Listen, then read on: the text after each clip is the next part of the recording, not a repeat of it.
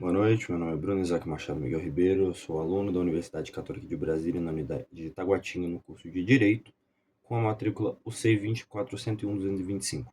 Esse vídeo aqui ele vai estar sendo postado com uma forma de um trabalho para o professor Rossi, da matéria de Direito Civil, e eu vou fazer um breve resumo, não muito aprofundado, mas bem fácil de entender. Eu vou fazer uma maneira bem tranquila de entender o conteúdo de obrigações solidárias, mas principalmente as obrigações ativas, não vou entrar tanto nas obrigações passivas. Então, vamos lá, vamos primeiro criar um exemplo fácil aqui de entender.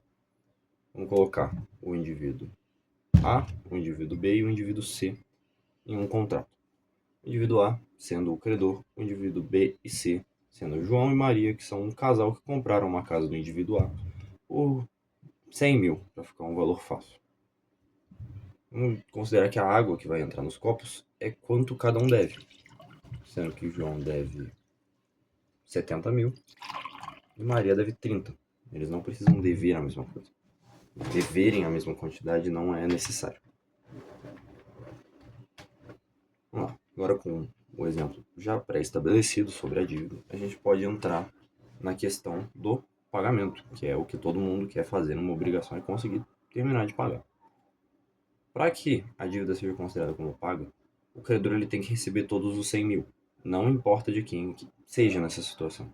Tanto que, caso entre um outro indivíduo, que a gente vai considerar como sendo o credor ativo, o credor solidário ativo, que é um outro indivíduo de fora que entra na situação a fim de ajudar os outros devedores a realizar o pagamento, ele pode pegar a dívida de todos eles,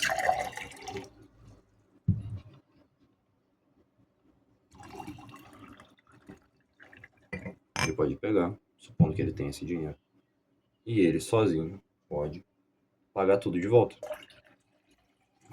pro credor principal. Isso dá ao indivíduo D, que é o credor ativo, o direito de regresso, ou seja, ele pode futuramente cobrar que os dois indivíduos paguem ele novamente. Eles podem futuramente, no caso, ter o dinheiro de novo para realizar esse pagamento. Tanto que, caso o indivíduo tô esperando o colega caso o indivíduo A, o indivíduo B não paguem ele entra com o processo na questão judicial e eles vão ser obrigados a pagar. O ativo, o credor, fugiu a palavra, o credor solidário ativo, ele tem o direito de regresso, que é como a gente chama no direito, onde esses dois futuramente vão ter que pagar, que foi o que eu acabei de dizer, mas repetindo para ficar um pouquinho mais fácil. E ele geralmente é uma pessoa que ele quer ajudar, é uma pessoa que ele geralmente vai ser um amigo que precisa dar mais tempo para os outros dois conseguirem pagar, alguma coisa assim, para conseguir não ficar muito difícil. É muito raro ser um terceiro que nenhum dos dois conhece. Geralmente é realmente de fato um amigo. Agora que a gente explicou esse credor solidário ativo, que é um indivíduo meio que extra nessa relação, que por isso eu já até expliquei, vamos voltar para o nosso indivíduo original de A, B e C. No A, B e C, a gente tem que esses dois tem que pagar para ele. Como? Não importa, como eu disse. Caso esse aqui, que deve 80 mil, essa aqui que deve 20, bebam água, e essa aqui que deve 20. Caso esse aqui pague todos os 100 mil para o credor, ele vai ter a mesma questão do solidário ativo. Até porque ele vai se tornar, querendo ou não, solidário ativo nessa situação. Então, a indivíduo C, ela depois vai ter que arranjar os 100 mil, no caso, os 20 mil, que seria a parte dela, para pagar para o indivíduo B, fazendo com que o indivíduo B recupere a parte dela que ele pagou. Então, o credor solidário ativo pode ser alguém de dentro do contrato, caso ele queira. Tá. Próxima parte, vamos entrar agora nas principais características das obrigações solidárias. A gente tem a unidade, que no caso é a unidade da dívida, é uma dívida só que dividida entre várias pessoas. A pluralidade de indivíduos, que no caso pode haver mais de um credor ou mais de um devedor, que foi o exemplo que eu coloquei aqui, que é mais fácil de explicar.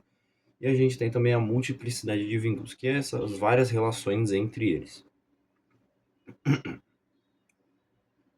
Voltando na questão aqui, a gente pode falar sobre uma questão rápida, que é o perdão da dívida.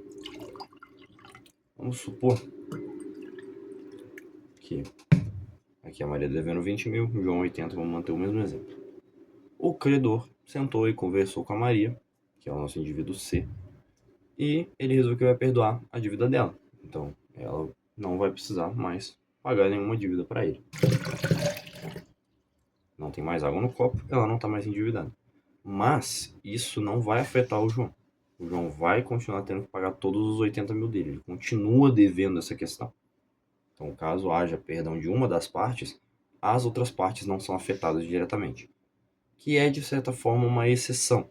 Até porque quando existe um contrato entre o credor e um dos devedores, ou o devedor e um dos credores, no caso de vários credores, que seja benéfico, ele vai retroagir para todos os outros indivíduos da mesma classe, todos os outros devedores ou todos os outros credores.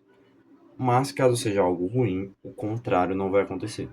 Por exemplo, ela não pagou, ela demorou demais para pagar, então a dívida dela vai aumentar. Isso não vai acontecer com os outros. Mas caso haja um perdão parcial da dívida, ela vai, claramente, como a gente já explicou do perdão, só ela vai ser perdoada. Os outros vão se manter da mesma forma. Caso haja algum contrato, por exemplo, estender o tempo de pagamento da indivídua C, isso afetaria o indivíduo B, que é o nosso querido João, que nessa história aqui está se ferrando bastante. Tem que pagar 4 vezes o valor da sua parceira de dívida. Dentro desse conceito, a gente pode entrar agora na parte final, que é sobre a diferença entre solidariedade ativa e solidariedade passiva, que é de fato um negócio muito importante.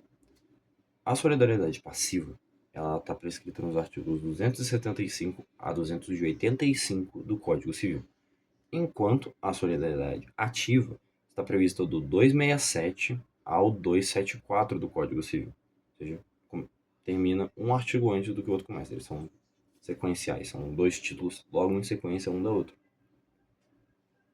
A principal diferença é que na ativa, um dos credores ele entra para ajudar, enquanto na passiva geralmente é quando há multiplicidade de credores e não de devedores, é geralmente o contrário.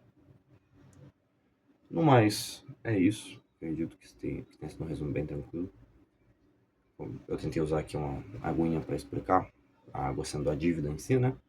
Inclusive, bebam água, gente, pelo amor de Deus, tá seco pra caramba, não vamos morrer, por favor. Vamos beber água, vamos se hidratar.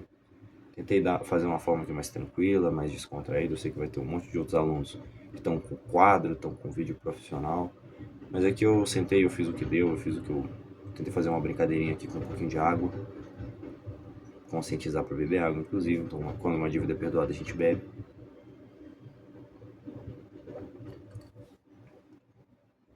Mas no geral é isso, é um resumo rápido, são 10 minutos no máximo de vídeo, então não tenho nem como me prolongar muito sobre o assunto, é um assunto bem extenso.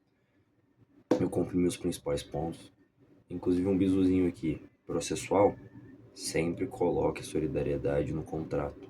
Solidariedade não é algo previsto, não é algo presumido. Então, quando você vai fazer uma solidariedade dentro de uma obrigação,